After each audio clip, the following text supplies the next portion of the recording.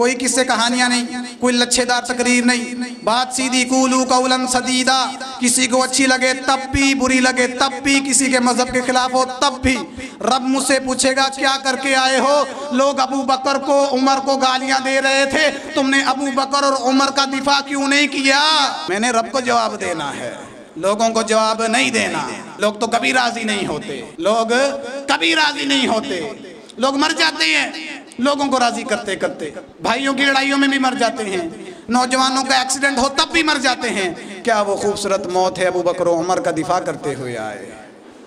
نحمدہ ونستعینہ ونستغفرہ ونعوذ باللہ من شرور انفسنا ومن سیئات اعمالنا من يهده الله فلا مضل له ومن يضلل فلا هادي له واشهد ان لا اله الا الله وحده لا شريك له واشهد ان محمدا عبده ورسوله صلى الله عليه واله وسلم اما بعد فإن خير الحديث كتاب الله وخير الهدي هدي محمد صلى الله عليه وآله وسلم وشر الأمور محدثاتها وكل محدثة بدعة وكل بدعة ضلالة وكل ضلالة في النار اللهم صل على محمد وعلى آل محمد كما صليت على إبراهيم وعلى آل إبراهيم إنك حميد مجيد اللهم بارك على محمد وعلى آل محمد كما باركت على إبراهيم وعلى آل إبراهيم إنك حميد مجيد رب اشرح لي صدري ويسر لي أمري واحلل عقدة من لساني يفقه قولي واجعل لي وزيرا من أهلي اللهم ألهمني رشدي وأعذني من شر نفسي أعوذ بالله السميع العليم من الشيطان الرجيم من همزه ونفخه ونفسه بسم الله الرحمن الرحيم رضي الله عنهم ورضوا عنه أولئك حزب الله ألا إن حزب الله هم المفلحون۔ میرے خیال سے آواز بہت زیادہ کم ہے، آ نہیں رہی صحیح طریقے سے۔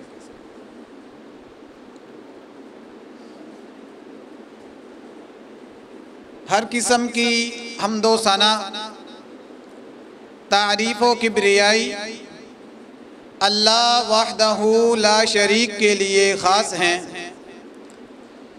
جو کائنات کا اکیلا مالک، مشکل کشا، حاجت روا، غوث اعظم، دستگیر، علی کل شیء قدیر ہے۔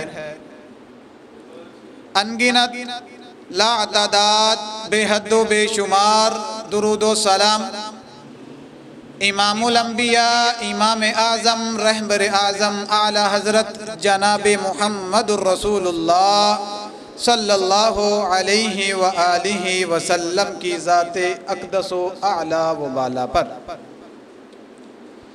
سامعین محترم، اللہ رب العالمین نے ارشاد فرمایا رضی اللہ عنہم ورضوا عنہ،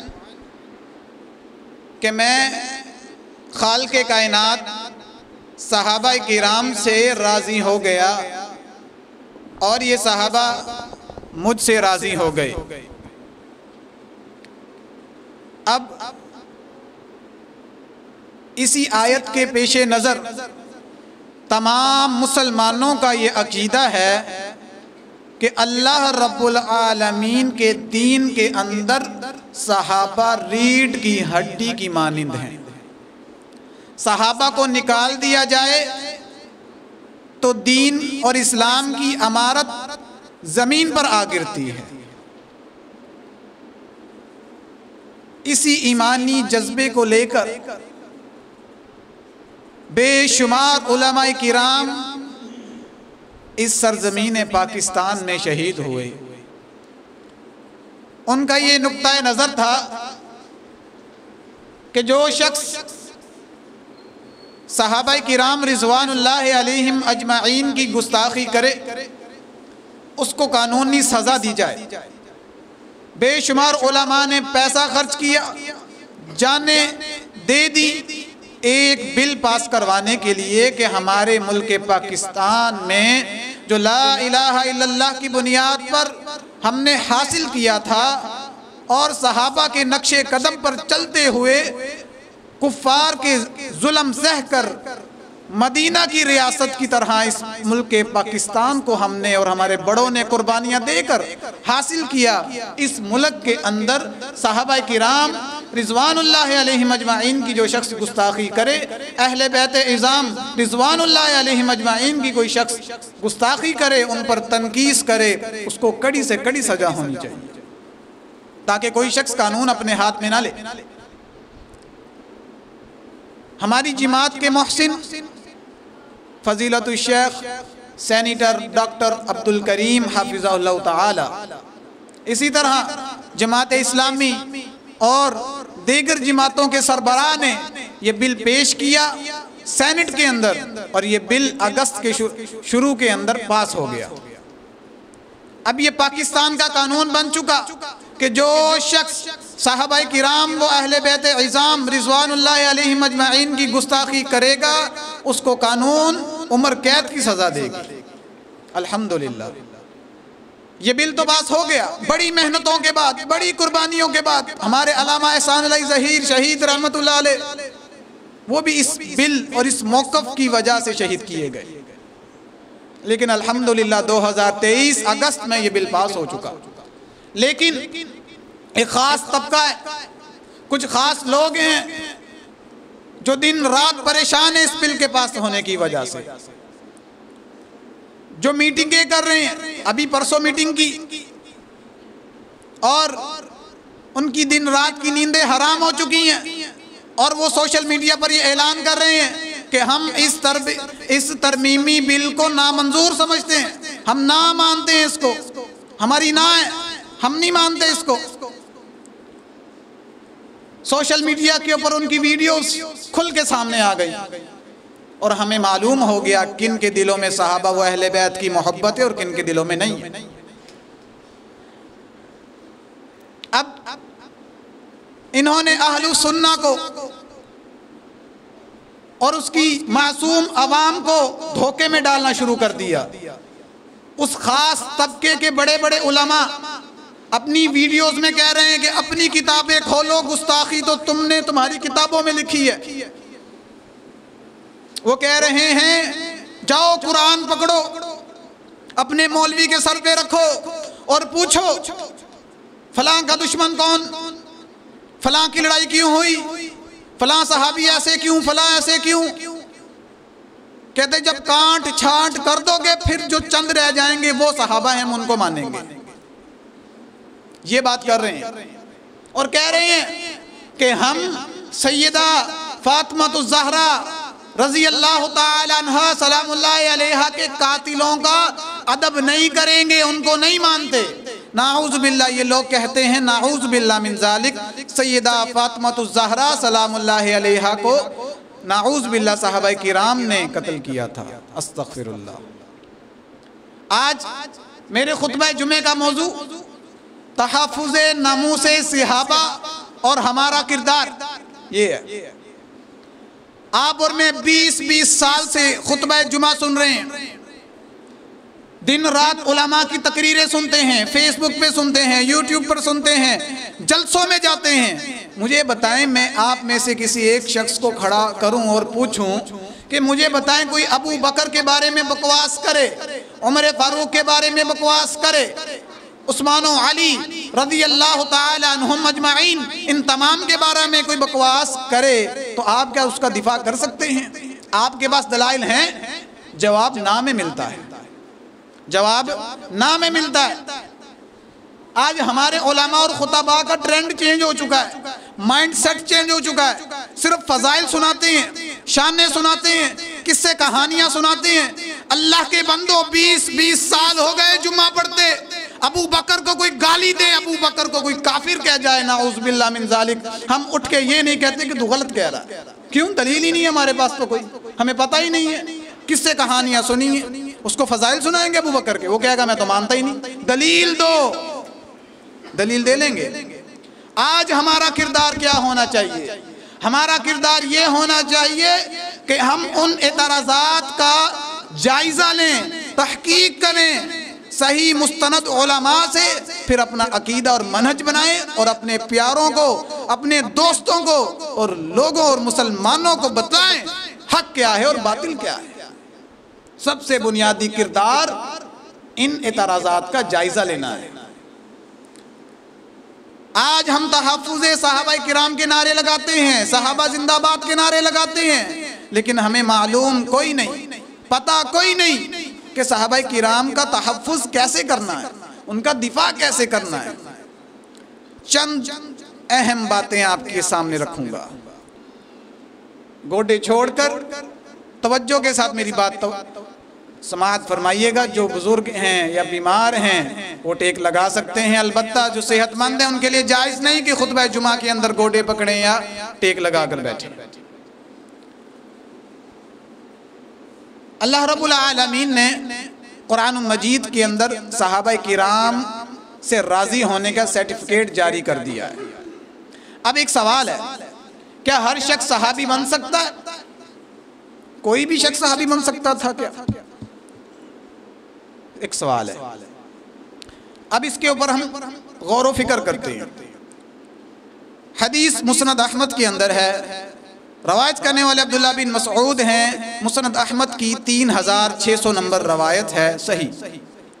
عبداللہ بن مسعود رضی اللہ تعالی عنہ فرماتے ہیں کہ اللہ رب العالمین نے تمام بندوں کے دلوں کو دیکھا، ان تمام بندوں کے دلوں میں سب سے بہترین عمدہ دل محمد کریم صلی اللہ علیہ وسلم کے دل کو پایا، تو آپ کے دل کو نبوت کے لیے منتخب کر لیا اور رسالت دے کر مبعوث فرما دیا۔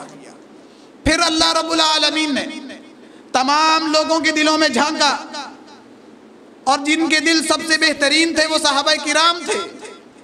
اللہ رب العالمین نے صحابہ کرام کے دلوں کو سب سے بہترین پایا، تو میرے نبی محمد جناب رسول اللہ صلی اللہ علیہ وسلم کے وزراء اور ساتھی بنا دیا، جو نبی کریم صلی اللہ علیہ وسلم کے لیے جنگ کرتے ہیں، قتال کرتے ہیں، غزوات میں شریک ہوتے ہیں۔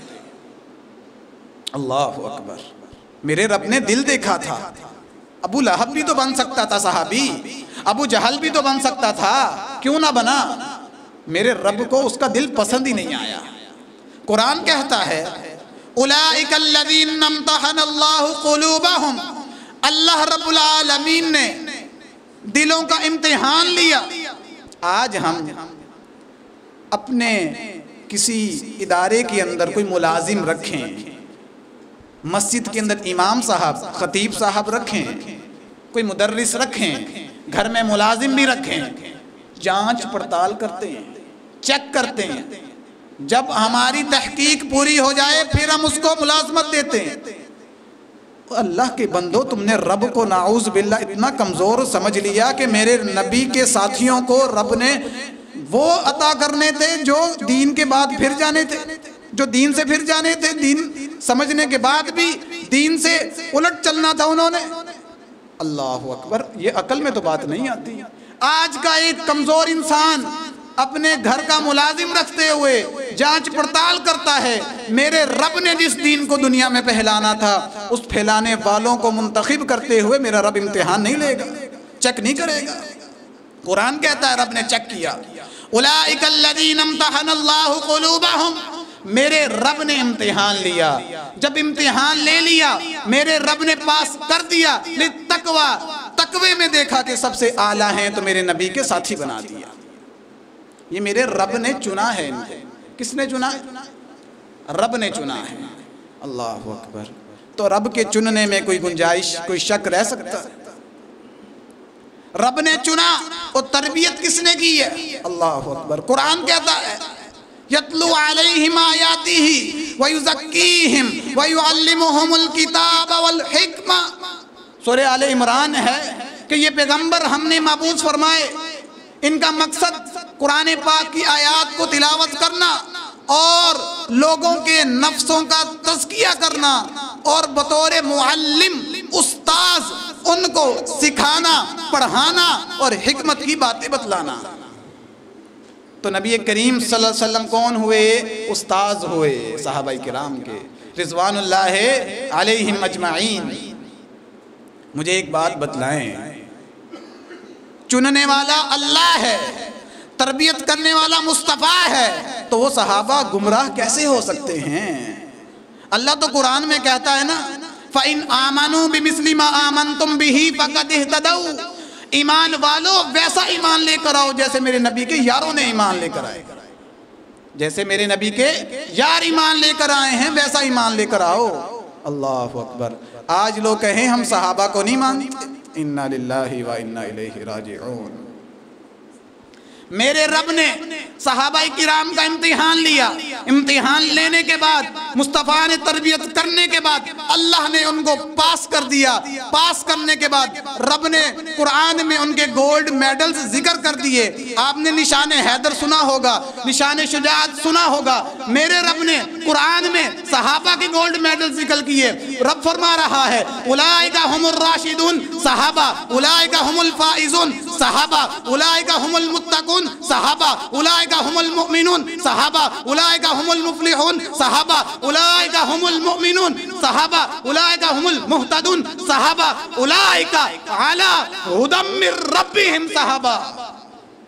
رب نے تو قرآن میں گولڈ میڈل ذکر کیے ہیں. جو نہ مانے وہ نہ مانے، ہم تو مانتے ہیں. رب کا قرآن سچا ہے، مصطفیٰ کی حدیث سچی ہے. کسی نے کیا خوب کہا تھا، اللہ اکبر. صحابہ کی جماعت اللہ کی چنی ہوئی جماعت ہے. قرآن کہتا ہے رضی اللہ عنہم ورضوا عنہ، میں ان صحابہ سے راضی. اللہ فرماتا ہے کہ میں ان صحابہ سے راضی اور یہ مجھ سے راضی. اولئک حزب اللہ، یہ میری جماعت ہے. صحابہ اللہ کی جماعت. الا ان حزب اللہ هم المفلحون. سنو، کامیاب تو صرف اللہ ہی کی جماعت ہے. اللہ اکبر. یہ رب کا گروہ، رب کی جماعت. کون؟ صحابہ کرام. کسی نے کیا خوبصورت بات کہی، یہ پہلا جیش تھا دنیا میں افواج الہی کا، جسے اعلان کرنا تھا رب کی بادشاہی کا. یہ لشکر ساری دنیا میں انوکھا تھا، نرالا تھا. اس لشکر کا افسر آپ کالی کملی والا تھا صلی اللہ علیہ وسلم. آج ایک استاذ ہو، اس کے 1,44,000 شاگرد ہوں اور تمام کے تمام فیل ہو جائیں سوائے 3 کے، تو ہم کیا کہیں گے؟ استاد ناکام ہے. ایسے کہیں گے، ایسے کہیں گے. نعوذ باللہ من ذالک. ان لوگوں کی کتاب اٹھائیں، ان کے مذہب کا عقیدہ ہے تمام صحابہ دین سے پھرے ہوئے تھے، مرتد ہو گئے تھے. نعوذ باللہ من ذالک. اپنی بات کوئی نہیں. ان کی کتاب کا نام ہے الکافی. کیا نام ہے جی؟ الکافی. الکافی کے 3 حصے ہیں. اس کے اندر 16,000 روایات ہیں. ان لوگوں کے نزدیک جو صحابہ کو نہیں مانتے، جن کے مذہب میں صحابہ نہیں ہے، جو پریشان ہو گئے ہیں بالپاس ہونے سے، ان کے مذہب کی کتاب الکافی ہے. اور یہ اس کتاب کا درجہ ان کے نزدیک بخاری کا درجہ ہے. بعض ان کے گروہ یہ کہتے ہیں الکافی کے اندر کوئی روایت ضعیف نہیں، تمام کی تمام صحیح ہیں ان کے نزدیک. الکافی کے 3 حصے ہیں. پہلے حصے کا نام الاصول من الکافی، دوسرے حصے کا نام الفروع من الکافی، تیسرے حصے کا نام الروضہ من الکافی. تیسرا حصہ ہے، جلد نمبر 8 ہے، صفحہ نمبر 345 اور 245 ہے. لکھنے والا علامہ کلینی ہے. روایت لکھتا ہے ارتد الناس بعد وفات النبی الا ثلاثہ. ان کی مذہب کی کتاب میں لکھا ہے تمام کے تمام لوگ صحابہ مرتد ہو گئے سوائے 3 کے. نعوذ باللہ۔ کب؟ جب نبی کریم صلی اللہ علیہ وسلم دنیا سے رخصت ہو گئے، سوائے تین کے۔ کون تین؟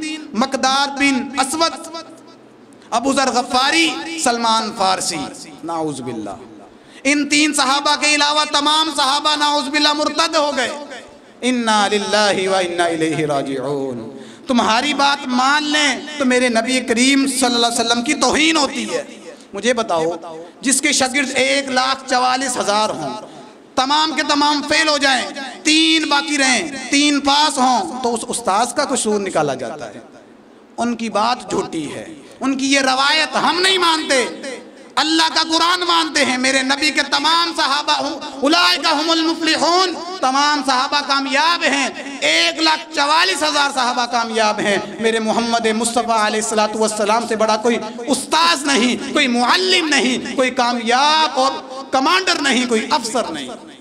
میرے نبی علیہ السلام کے شاگرد کبھی بھی ناکام نہیں ہو سکتے، اس لیے ان کو تکلیف ہو رہی ہے، ان کے مذہب میں صحابہ نہیں ہیں۔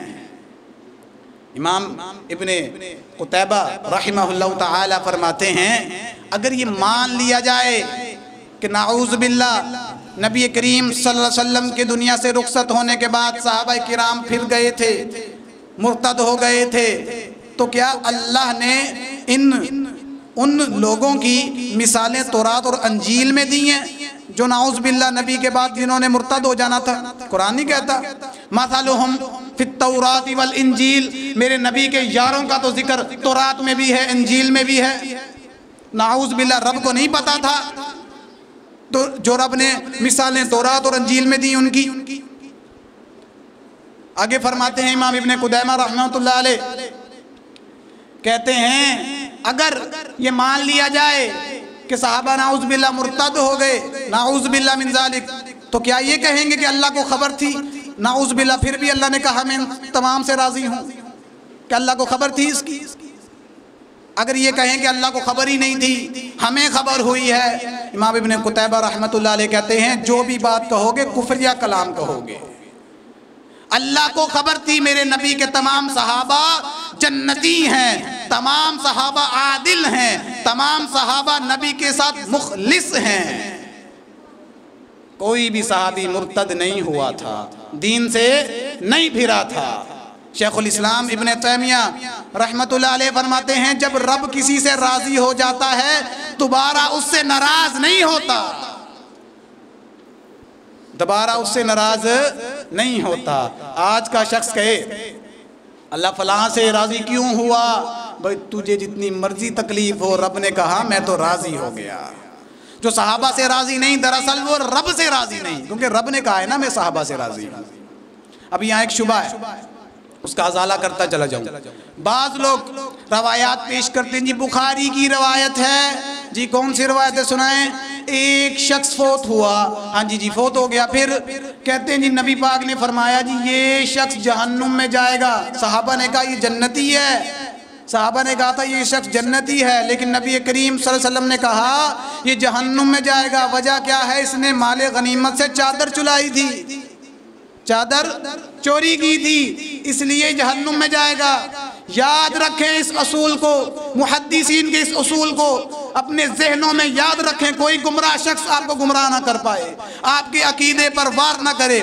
آپ اس کو کہیں جتنے لوگوں کے بارے میں میرے نبی علیہ السلام نے یہ فرمایا کہ یہ شخص جہنم میں جائے گا، وہ صحابی نہیں، وہ منافق تھا، کیونکہ قرآن کہتا ہے وَكُلًّا وَعَدَ اللَّهُ الْحُسْنَى، تمام کے تمام صحابہ جنتی ہیں، اللہ نے جنت کا وعدہ کر لیا ہے۔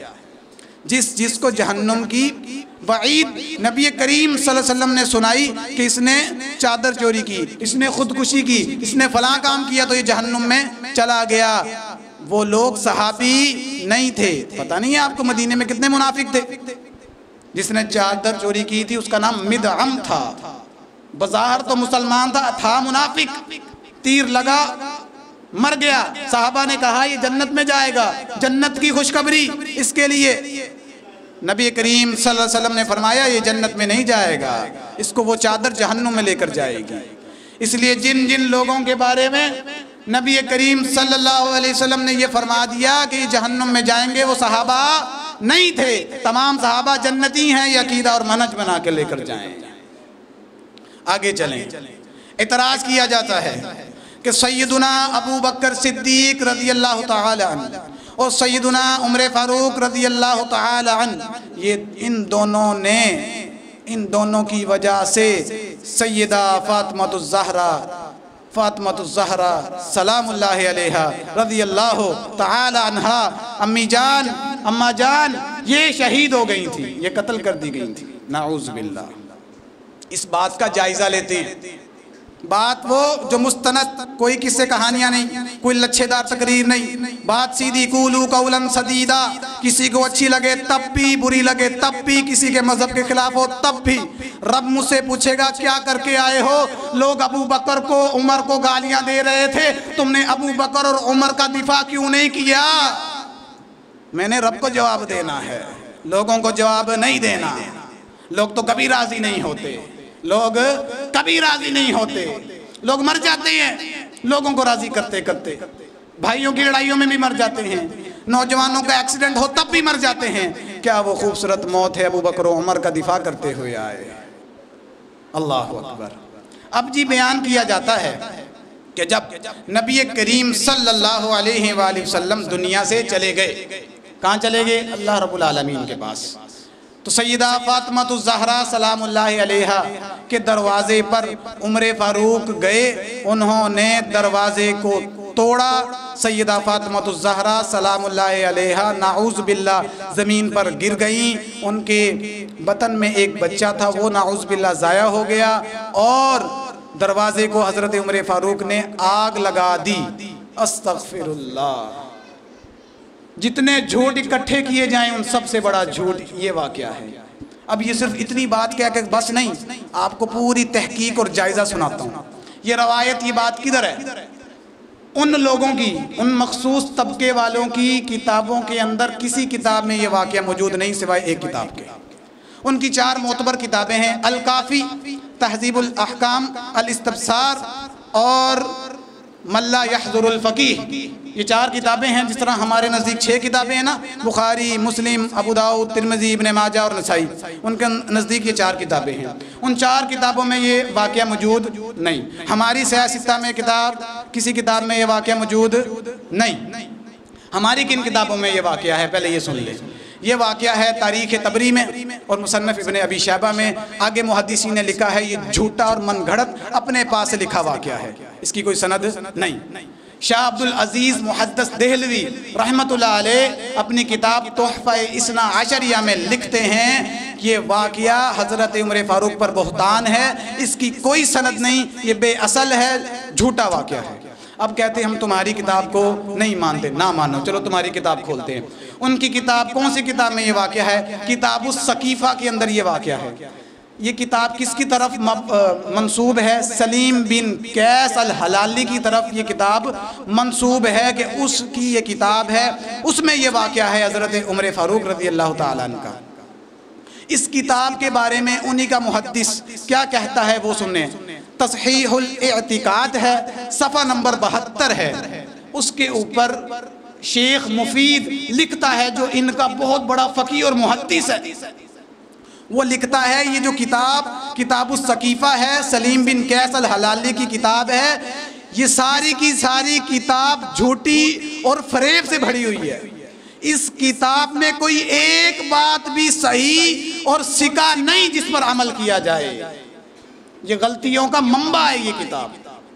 اور آج کے جو ان کا محدث ابھی زندہ ہے آیت اللہ کمال الحیدری، اس نے بھی یہ کہا کہ یہ واقعہ جھوٹا ہے، کوئی ایسا واقعہ نہیں کہ سیدہ فاطمۃ الزہرا سلام اللہ علیہا کا دروازہ عمر فاروق رضی اللہ تعالیٰ عنہ نے چلایا تھا۔ اب جو کتاب ہی ثابت نہیں، اس کا واقعہ سچا ہو سکتا ہے؟ اس کا واقعہ سچا ہو سکتا ہے؟ نہیں۔ اب مجھے ایک بات بتائیں، شیر خدا ہو، اسد اللہ ہو، اس کے دروازے کو کوئی آگ لگائے وہ کچھ کرے گا نہیں؟ جو مرحب کو ایک بار کرے 2 ٹکڑے کر دے، انا للہ و انا الیہ راجعون۔ اس واقعے میں تو شیر خدا کی توہین ہے، نعوذ باللہ من ذالک۔ علی المرتضیٰ شیر خدا ہیں، بہادر ہیں، ہمارے جیسا نکما شخص، بے ایمان، گناہگار اس کے گھر پر کوئی وار کرے، کوئی تھپڑ یا دروازے پر کوئی ٹانگ مار جائے اور پتھر پھینک جائے، ہم اس کو پکڑ کے نہ گھر سے لے آئیں گے۔ او علی المرتضیٰ، تم نے علی المرتضیٰ کو اتنا کمزور سمجھا ہے، نعوذ باللہ من ذالک۔ تو کیا معلوم ہوا؟ کہتے ہیں یہ شوشہ چھوڑا جا رہا ہے، قرآن اٹھا کے کہو۔ ہم قرآن اٹھا کے کہتے ہیں، باوضو ہو کے ممبر پر کھڑے ہو کر کہتے ہیں، اللہ کی قسم عمر فاروق رضی اللہ تعالی عنہ اور سیدہ فاطمہ الزہرا سلام اللہ علیہا کی کوئی دشمنی نہیں تھی، انہوں نے دروازہ نہیں جلایا تھا۔ آپ پچھلے مہینہ جو جمعہ پڑھایا اس میں یہ بتایا تھا کہ حضرت علی المرتضیٰ کی بیٹی جو فاطمہ الزہرا کے بطن میں سے تھی، ام کلثوم، ان کا نکاح عمر فاروق سے ہوا ہے۔ کوئی اپنی بیوی کے دشمن کو، کوئی شخص اپنی بیوی کے دشمن کو اپنی بیٹی دیتا ہے؟ نہیں دیتا۔ تو بات معلوم ہوئی یہ واقعہ جھوٹا ہے۔ آخری مسئلہ بیان کیا جاتا ہے کہ نعوذ باللہ من ذالک، توجہ ہے جی، نعوذ باللہ من ذالک، حضرت ابو بکر صدیق رضی اللہ تعالی عنہ نے سیدہ فاطمہ الزہرا سلام اللہ علیہا کا حق کھا لیا۔ نعوذ باللہ۔ یہ سوشل میڈیا پہ اٹھا کے دیکھیں، لوگ مجھے فون کر کر کے پوچھ رہے ہیں بھائی صحابہ اور اہل بیت کی دشمنی تھی، نعوذ باللہ من ذالک، ہمیں بتائیں حق زہرا کیا ہے، نعوذ باللہ من ذالک۔ آئیں اس بات پر توجہ دلاؤں آپ کو۔ دشمن چاہتا ہے آپ کے عقیدے کو تباہ کر دے، آپ کے عقیدے میں بغض صحابہ بھر دے۔ ہمارا یہ فرض بنتا ہے گلی نگلی، نگر نگر، بستی بستی میرے محمد مصطفیٰ کا فرمان لے کر جائیں، لا تسبوا صحابی اکرموا صحابی، میرے صحابہ کو برا نہ کہو، میرے صحابہ کی عزت کرو، یہ ہمارا فرض بنتا ہے۔ اس پیش نظر اس بات کو دیکھتے ہوئے میں آپ کے سامنے یہ بات کھول کے سامنے رکھ رہا ہوں، حوالے کا میں ذمہ دار ہوں۔ بھی بات کی جاتی ہے کہ سیدہ فاطمہ الزہرا سلام اللہ علیہا کا حق کھا لیا ابو بکر صدیق رضی اللہ تعالی عنہ نے، نعوذ باللہ من ذالک۔ اب یہ کب کا واقعہ ہے؟ ایک باغ ہے، باغ فدق، ٹھیک ہے جی، یہ باغ خیبر کا حصہ تھا۔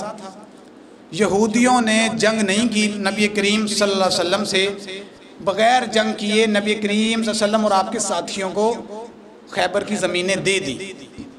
اس کو کہتے ہیں مال فے، جو بغیر جنگ کے مل جائے۔ اس پوری خیبر کی زمین میں سے ایک ٹکڑا تھا باغ فدق، وہ نبی کریم صلی اللہ علیہ وسلم کے حصے میں آیا۔ نبی کریم صلی اللہ علیہ وسلم اپنی زندگی کے اندر اس باغ سے اپنے گھر کا، اپنے اہل بیت کا، اپنے بچوں کا خرچہ نکالتے اور باقی صدقہ کر دیتے۔ نبی کریم صلی اللہ علیہ وسلم دنیا سے رخصت ہو گئے تو تمام نبی کریم صلی اللہ علیہ وسلم کی بیویوں نے میٹنگ بلائی اور سوچا ہم عثمان غنی کو ابو بکر کے پاس بھیجیں گے رضی اللہ تعالی عنہ، ان کو وہ کہیں کہ ہمارے سرتاج محمد رسول اللہ صلی اللہ علیہ وسلم کا جو حصہ ہے نا باغ فدق میں، وہ ہم بیویاں جو حیات ہیں ان میں تقسیم کریں، ہمیں ہمارا حصہ دیا جائے۔ پیچھے سے سیدہ عائشہ رضی اللہ تعالیٰ عنہ کو یہ بات معلوم ہوئی تو انہوں نے فوراً روک دیا اور فرمایا العلماء ورثۃ الانبیاء لا نورث ما ترکنا صدقہ۔ سیدہ فاطمہ رضی اللہ تعالیٰ عنہ فرماتی ہیں کہ نبیوں کا کوئی وارث نہیں ہوتا، وہ جو زمین پراپرٹی پیسہ دولت چھوڑ جاتے ہیں وہ تمام صدقہ ہوتی ہے۔ تو یہ بات سن کر کہ نبی کریم صلی اللہ علیہ وسلم نے فرمایا تھا، تمام بیویوں نے اپنا فیصلہ ملتوی کر دیا، ختم کر دیا، ڈسمس کر دیا۔ اب سیدہ فاطمہ الزہرا سلام اللہ علیہا اور سیدنا عباس نبی کریم صلی اللہ علیہ وسلم کے چچا رضی اللہ تعالیٰ عنہ، یہ دونوں حضرت ابو بکر صدیق رضی اللہ تعالیٰ عنہ کے پاس تشریف لے کر آئے، کہنے لگے، سیدہ فاطمہ الزہرا رضی اللہ تعالیٰ عنہ نے فرمایا، اے ابو بکر میرے بابا کی زمین ہے فدق میں، کیونکہ اب کوئی بھی نبی کریم صلی اللہ علیہ وسلم کی اولاد موجود نہیں، میں واحد اولاد ہوں جو اس وقت حیات ہے، تو آپ میرے بابا کی زمین مجھے لے دیجئے۔ تو ابو بکر صدیق رضی اللہ تعالیٰ نے یہ حدیث پڑھ کے سنائی، لا نورث ما ترکنا صدقہ، کہ انبیاء جو ہوتے ہیں ان کا کوئی وارث نہیں ہوتا، وہ جو مال پراپرٹی چھوڑ کر جائیں وہ صدقہ ہوتی ہے۔ سیدہ فاطمہ الزہرا سلام اللہ علیہا نے جب یہ بات سنی خاموش ہو گئی۔ اب یہاں یہ بات کی جاتی ہے کہ سیدہ فاطمہ الزہرا رضی اللہ تعالیٰ نے اپنا صحیح حق مانگا تھا۔ قرآن کہتا ہے، سورہ مریم ہے، آیت نمبر 6 ہے، نبیوں کے وارث ہوا کرتے ہیں۔ اچھا جی، نبی کے وارث کہتے ہیں، زکریا نے دعا کی، یارثنی و یارث من آل یعقوب، اے اللہ جو میرا اور آل یعقوب کا وارث ہو مجھے بیٹا عطا کر۔ اس سے مراد نبوت کا وارث ہے، علم کا وارث مانگا تھا، مال اور پراپرٹی کا وارث نہیں مانگا تھا۔ اب جی ہم تمہاری کتاب کو نہیں مانتے، چلو جی تمہاری کتاب کھولتے ہیں۔ بحار الانوار ہے، جلد نمبر 1 ہے، صفحہ نمبر 163 ہے، لکھنے والا ملا باقر مجلسی ہے، روایت کرنے والے امام جعفر صادق رحمت اللہ علیہ ہیں۔ وہ فرماتے ہیں کہ نبیوں کا کوئی وارث نہیں ہوتا، وہ جو چھوڑ جائیں وہ صدقہ ہوا کرتی ہے۔ اب تمہاری کتابوں میں بھی یہی فتویٰ موجود ہے۔ اب آئیں، وہ کہتے ہیں سیدہ فاطمہ الزہرا سے ناراض، سیدہ فاطمہ الزہرا حضرت ابوبکر صدیق رضی اللہ تعالیٰ عنہ سے ناراض ہو گئی تھی، مرنے تک وفات تک آپ نے کلام نہیں کیا۔ حافظ ابن حجر فتح الباری جلد نمبر 6 کے اندر لکھتے ہیں، اس کا یہ مطلب نہیں کہ آپ ناراض ہو گئی تھی تو آپ نے کبھی بھی حضرت ابوبکر صدیق رضی اللہ تعالیٰ عنہ سے کلام نہیں کیا۔ اس کا معنی یہ ہے آپ نے وفات تک کبھی بھی دوبارہ باغ فدق کی بات نہیں کی، اس کا یہ مطلب ہے۔ اب کہتے ہیں کہ سیدہ فاطمہ رضی اللہ تعالی عنہا ناراض تھی۔ کتاب ان کی ہے، کتاب کا نام حجج النہج ہے، اس کی جلد نمبر 1 ہے، صفحہ نمبر 266 ہے۔ اس کے اوپر ان کے محدث اور معلم اور مدرس یہ کتاب اور مصنف لکھتے ہیں کہ جب سیدہ فاطمہ الزہرا سلام اللہ علیہا ابوبکر صدیق رضی اللہ تعالیٰ عنہ کے پاس آئی تو آپ نے یہ فرمایا، اے میری فاطمہ رضی اللہ تعالیٰ عنہا، اے میرے پیارے نبی کی بیٹی، آپ مجھے، آپ کے بابا مجھے، آپ دونوں مجھے سب سے زیادہ عزیز ہیں، لیکن میں نے حدیث سنی ہے، نبی پاک نے کہا ہمارا کوئی وارث نہیں ہوتا، ہاں جیسے آپ کا خرچہ ویسے پہلے چلتا آ رہا تھا، آپ کو آپ کا خرچہ ملتا جائے گا۔ تو سیدہ فاطمہ نے اس بات پر عہد لے لیا کہ جو جو خرچہ میرے بابا ہمیں دیتے تھے وہ دیں گے۔ تو اس بات پر سیدہ فاطمہ راضی ہو گئیں، یہ الفاظ موجود ہیں کہ سیدہ فاطمہ راضی ہو گئیں، اور سیدہ فاطمہ راضی ہو کے اپنے گھر گئی۔ اب مجھے بتائیں، سنن الکبریٰ للبہقی ہے، حضرت ابوبکر صدیق رضی اللہ تعالی عنہ اور ان کی بیٹی اور ان کی بیوی سیدہ اسماء بنت امیس رضی اللہ تعالی عنہ دونوں حضرت فاطمہ الزہرا کا پتہ لینے، بیمار پرسی کرنے جایا کرتے تھے جب سیدہ فاطمہ رضی اللہ تعالی عنہ بیمار ہو گئی تھی۔ اب جی ایک مسئلہ اور سن لیں، اب جی ابوبکر نعوذ باللہ رضی اللہ تعالی عنہ انہوں نے حق کھا لیا، تمہاری 1 منٹ کے لیے بات مان لیتے ہیں، صحیح بات نہیں ہے۔ چلیں جب حضرت علی کا دور آیا تو حضرت علی کے دور کے اندر نہ ابو بکر حیات تھے، نہ عمر تھے، نہ عثمان تھے، تب اپنی بیوی کا حق لے سکتے تھے؟ تب کون روکنے والا تھا بتائیں؟ حضرت علی المرتضیٰ سے سوال کیا گیا، کتاب ان کی، کتاب کا نام وہی کتاب حجج النہج ہے، صفحہ نمبر 277 ہے، اس کے اندر یہ روایت موجود ہے کہ حضرت علی المرتضیٰ رضی اللہ تعالیٰ عنہ سے سوال کیا گیا، اے علی آپ کی بیوی کا جو حق لے لیا گیا تھا کیا آپ اس کو واپس لیں گے؟ کیا آپ اس کو واپس لیں گے؟ علی المرتضیٰ نے جواب دیا، مجھے وہ کام کرتے شرم آتی ہے جو ابو بکر و عمر نے نہیں کیا، جو ابو بکر نے کیا عمر نے کیا، صحیح کیا۔ امام باقر رحمت اللہ علیہ سے سوال کیا گیا، شرح نہج البلاغہ لابن حدید ہے، اس کی جلد نمبر 16 ہے، صفحہ نمبر 220 ہے۔ امام باقر رحمت اللہ علیہ سے سوال کیا گیا کہ آپ ہمیں یہ بتائیں کہ آپ کی اماں کا جو حق لے لیا گیا تھا ظلم کے ساتھ، ابو بکر و عمر نے لیا، کیا وہ حق صحیح طریقے سے لیا یا انہوں نے ظلم کیا؟ حضرت امام باقر رحمت اللہ علیہ فرماتے ہیں، اللہ کی قسم انہوں نے 1 رائی کے برابر بھی ہم پر یا ہمارے خانوادے پر ظلم نہیں کیا۔ تو ابو بکر و عمر سے محبت کر، اگر تجھے کوئی نقصان پہنچے اس کا ذمہ امام باقر کے ہے۔ اللہ اکبر۔ تو کیا معلوم ہوا کہ یہ بات جھوٹی ہے، یہ بات جھوٹی ہے کہ ابو بکر و عمر نے نعوذ باللہ سیدہ فاطمہ الزہرا سلام اللہ علیہا کا حق کھایا۔ وہ ابو بکر نے تو اپنا گھر لٹا دیا کہ وہ ایک باغ چھینیں گے۔ اگر باغ چھینتے تو اپنی بیٹی کو نہ دیتے سیدہ عائشہ رضی اللہ تعالیٰ عنہا کو؟ وہ نبی کریم صلی اللہ علیہ وسلم کی بیوی نہیں تھی، ان کا حصہ نہیں بنتا تھا؟ نہیں، انہوں نے ویسے ہی کیا جیسے ابو بکر نے کیا، عمر، عثمان، علی تمام نے ویسے ہی کیا جیسے نبی کریم صلی اللہ علیہ وسلم تقسیم کرتے آ رہے تھے اس مال کو، اس باغ فدق کے پیسے کو۔ اب مجھے بتائیں کیا صحابہ نے یہ حدیث نہیں سنی ہوگی؟ فاطمہ تو بضعۃ منی، فاطمہ میرے کلیجے کا ٹکڑا ہے، میرے جسم کا ٹکڑا ہے، جو اس سے بغض رکھے، جو اس کو ناراض کرے، جو اس کو تکلیف دے، وہ مجھ محمد کو تکلیف دیتا ہے، وہ مجھ محمد صلی اللہ علیہ وسلم سے ناراض ہو جاتا ہے، میں محمد صلی اللہ علیہ وسلم اس سے ناراض ہو جاتا ہوں۔ صحابہ کرام تو ایک ایک فرمان پر جانیں دیتے تھے، تو ان کو یہ فرمان نہیں پتا ہوگا، ابو بکر سے یہ توقع کی جا سکتی ہے۔ اور سیدہ فاطمہ الزہرا، فاطمہ سیدۃ نساء اہل الجنہ، جو جنتی عورتوں کی سردار ہے، جو جنت کی شہزادی ہے، تم کیا سمجھتے ہو وہ ایک باغ کے ٹکڑے کے لیے ابو بکر سے ناراض ہو جائیں گی؟ نعوذ باللہ من ذالک۔ عقل بھی یہ بات نہیں مانتی، اس لیے ہم نہ ناسبی ہیں نہ رافضی ہیں، ہم محبان صحابہ و اہل بیت ہیں۔ ہم ابو بکر سے بھی محبت کرتے ہیں، عمر سے بھی، عثمان سے بھی، علی سے بھی، اور حسن و حسین سے بھی، اور امیر معاویہ سے بھی، اور اماں فاطمہ الزہرا اور اماں عائشہ رضوان اللہ علیہم اجمعین سے بھی محبت کرتے ہیں۔ اللہ اسی محبت پر ہمیں زندہ رکھے، اللہ ہمارے عقیدوں کی اصلاح کرے۔ تو یہ بات سمجھ کر لیٹ جائیں، جو الزامات صحابہ پر لگائے جاتے ہیں تمام جھوٹے ہیں، من گھڑت ہیں۔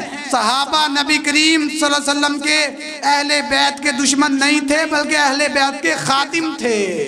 اللہ رب العالمین ہمیں صحابہ و اہل بیت سے محبت کرنے کی توفیق عطا فرمائے، جو سنا سنایا مجھ سمیت عمل کی توفیق عطا فرمائے۔ اللہ رب العالمین ہمارے گناہوں کو معاف کر کے صحابہ کا جنت میں ساتھ نصیب فرمائے۔ سبحانک اللہم و بحمدک اشہد ان لا الہ الا انت استغفرک و اتوب الیک۔